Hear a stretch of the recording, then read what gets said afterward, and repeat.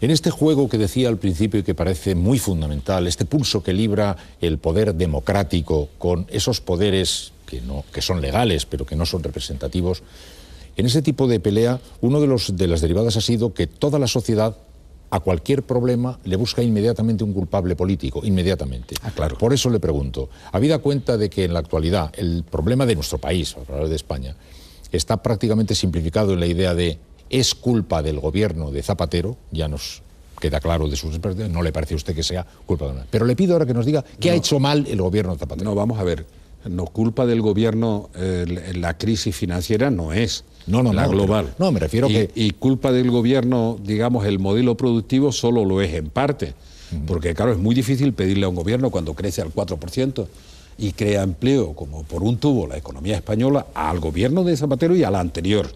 Es muy difícil decirle, oye, usted tiene que hacer reformas estructurales porque este modelo se va a agotar. Claro, la implosión financiera no solo lo agotó, sino que lo destrozó. Es difícil, por tanto, pero hay una responsabilidad. Sí. ¿Qué es lo que ha hecho mal el gobierno de Zapatero? A mi juicio, pero es a mi juicio, no aflorar con toda claridad desde que se conocía, desde que se debía conocer, no digo que se conocía porque había y hay apreciaciones distintas, la magnitud de la crisis, aflorar con toda claridad, es decir, esto está así, la situación ha cambiado, y es verdad que cambió en 10 meses, que cambió desde una situación de tasas de crecimiento que parecía que no iban a parar, de superávit presupuestario y de un bajísimo endeudamiento público, cambió a una situación radicalmente distinta. Y transmitir a los ciudadanos que estamos ante, eso vale para Europa también, y lo ha hecho Obama en Estados Unidos, que estamos desde hace 2 años, no ahora, como decía ayer Rajoy, en una situación de emergencia que exige un esfuerzo nacional compartido de todos los actores, los institucionales, porque tenemos repartido el poder en 3 niveles por lo menos, con el europeo en 4, los sociales y los económicos, que hay que sumar esfuerzos sobre los objetivos prioritarios que les he dicho antes. Nosotros tenemos ese gran problema demográfico que pone en peligro a medio plazo nuestro estado del bienestar, salud, pensiones, etc. Tenemos ese problema demográfico y hay que activar medidas para compensar ese problema demográfico. Hay que mejorar la capacidad productiva y eso es mejorar el capital humano. Y hay que insistir en la reforma del sistema educativo acordada por todos. Como decía antes, sin ideologizarla. Si en realidad es que los niños tienen que aprender matemática y tienen que aprender física y tienen que aprender informática, además de aprender literatura y a hablar y a leer correctamente. Es que no tenemos más remedio que hacer ese esfuerzo en la mejora del capital humano. Tenemos que tener una visión clara de lo que pasa con la inmigración. O sea, tenemos unas cuantas reformas que hacer y en energía tenemos una dependencia tan grande del petróleo, tan grande, que el esfuerzo por las energías alternativas tiene que ser continuado y previsible, y además tiene que haber una diversificación de fuentes y además se tiene que abrir un debate sereno sobre el uso o no de la energía nuclear segura. ¿Qué ha hecho mal la oposición?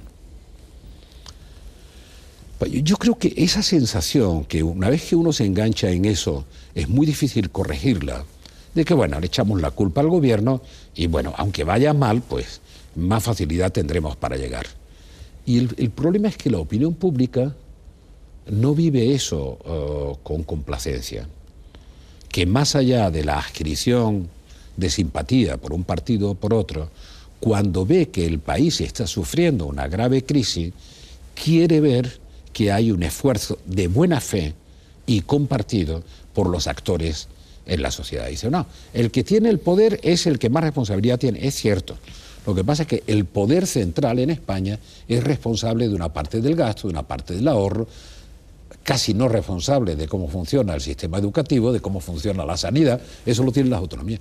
Y el poder de las autonomías no es de un partido, es de todas las fuerzas políticas del espectro. Y el de los ayuntamientos no digamos.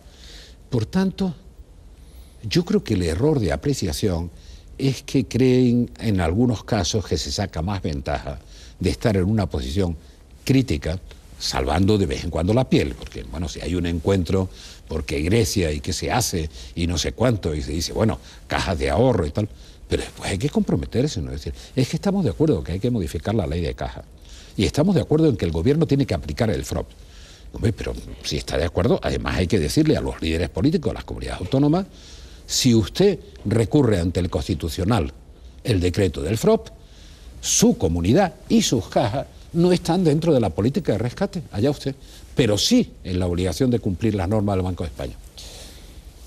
Y bueno, casi finalmente, el estado de las autonomías estructurado tal como está siendo no del todo bien entendido por algunos que parecen no considerarse parte del Estado, sino sencillamente muy intensamente ocupados de las actividades de su propia comunidad.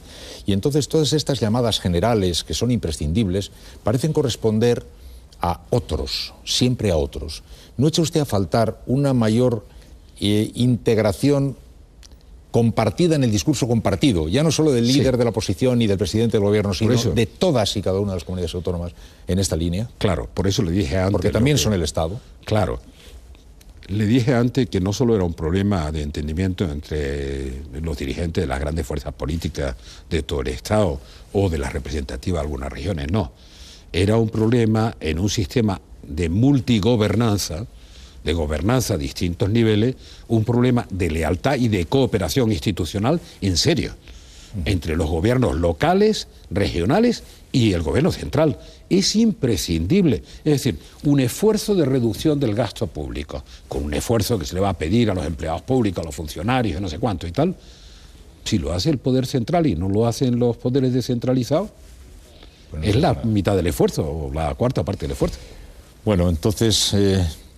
para acabar, puesto que usted pasado mañana va a presentar el informe en su condición de presidente del comité de expertos que ha de avisorar el futuro de Europa, he ido deduciendo, por lo que nos ha dicho usted, que el informe va a ser serio, ¿no? Duro, digamos. Bueno, el informe es el consenso de 12 miembros. Sí. La danesa que estaba representada pasó a ser ministra de Medio Ambiente con la cumbre de Copenhague, pero de 12 miembros, por tanto hay 12 sensibilidades que no son la misma. Y es un esfuerzo de consenso, con algunas diferencias de apreciación y de valoración. Pero básicamente el informe lo que hace es advertir las tendencias.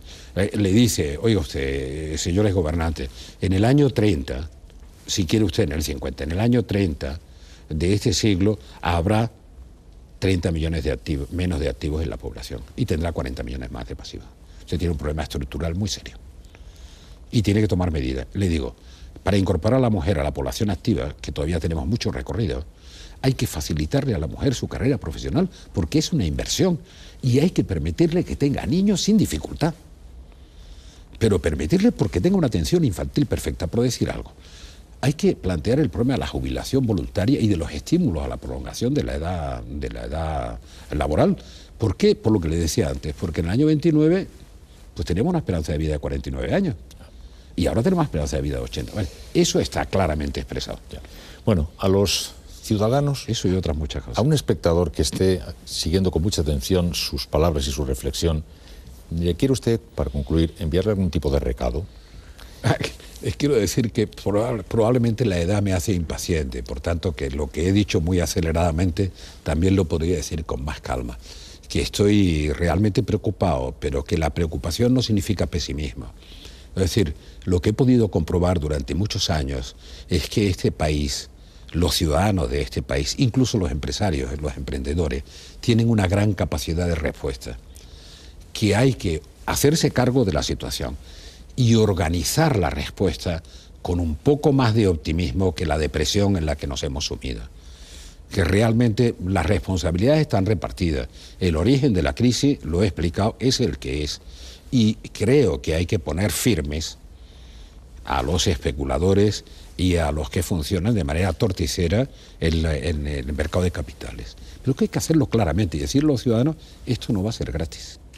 Vamos a tener que hacer un gran esfuerzo de todos, pero esfuerzo para salir de la crisis y mejorar, para tener un buen horizonte. Señor González, muchísimas gracias. Gracias. Muy buenas noches.